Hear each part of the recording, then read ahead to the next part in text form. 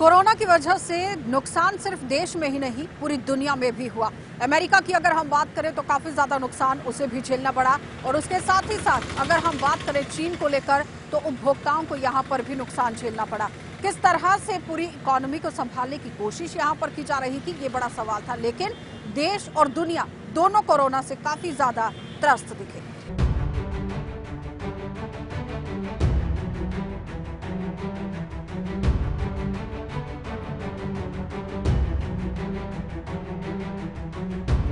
Corona काल से पहले दुनिया की अर्थव्यवस्था तेजी से पैर पसार रही थी।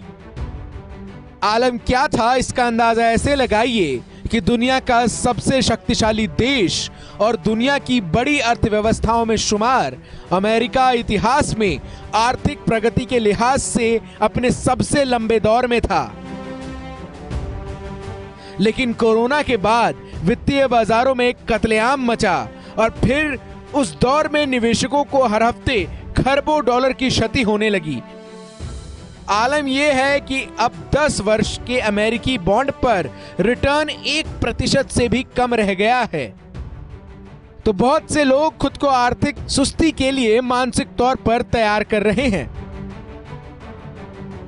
कोरोना वायरस का संक्रमण फैलने से पहले दुनिया के कई बड़े निर्यातक देशों में उत्पादन सेक्टर का आउटपुट 2019 में लगातार गिरावट की ओर बढ़ रहा था।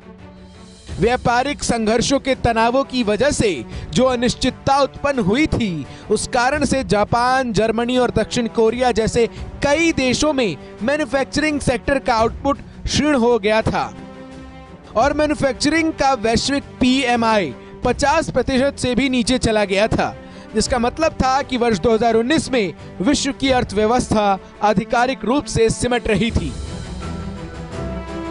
पुराने औद्योगिक और सामान के उत्पादन की इस गिरावट के दौरान सेवा क्षेत्र और उपभोक्ता बाजार के विस्तार के चलते विश्व अर्थव्यवस्था की गतिविधियों में प्रगति हो रही थी। दुनिया में रोजगार के जो नए अवसर उत्पन्न हो रहे थे, फिर दुनिया के विकासशील देश हों या विकसित देश, दोनों ही में सेवा क्षेत्र और उपभोक्ता बाजार में ही रोजगार के अधिकतर अवसर उत्पन्न हो रहे थे।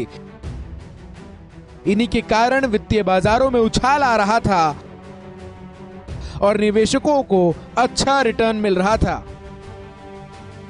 आज कोरोना वायरस के संक्रमण ने सीधे उपभोक्ता केंद्रों यानी चीन और एशिया के अन्य प्रमुख अर्थव्यवस्थाओं पर प्रहार किया। विकास के इन दो क्षेत्रों में आर्थिक गतिविधियां ठहर गई। यहां तक कि शेयर बाजार और निवेशकों का हौसला बढ़ाने वाले कई बयानों का असर देखने को नहीं मिला। कोरोना का अर्थव्यवस्था पर क्या असर हुआ, इससे ऐसे समझिए कि व्यापार युद्ध के बावजूद अमेरिका और अन्य देशों की बहुराष्ट्रीय कंपनियां अपने उत्पादों को कल पुर्जों के लिए चीन पर निर्भर है।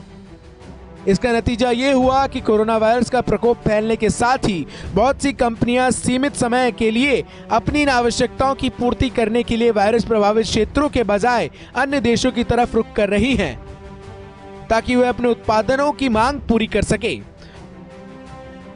कोरोना वायरस के प्रभाव से तमाम कच्चे माल और तैयार माल की सप्लाई चेन में आ रही विविधता बेहद महत्वपूर्ण है।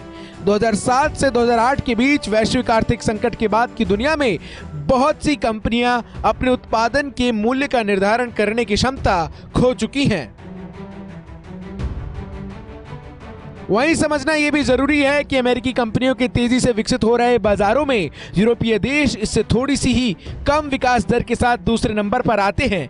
ऐसे में आज कोई भी देश या कंपनी बाकी दुनिया से अलग द्वीप पर नहीं रह गया और अमेरिका की बहुत सी कंपनियां अपनी सेवाओं और विस्तार के लिए वायरस के प्रकोप से प्रभावित क्षेत्रों पर निर्भर है। जानकार बता रहे हैं कि कोविड-19 के कारण मध्यम और छोटे दौर के लिए बाजारों में उठापटक देखने को मिलती रहेगी। Bureau report, JK24/7 news.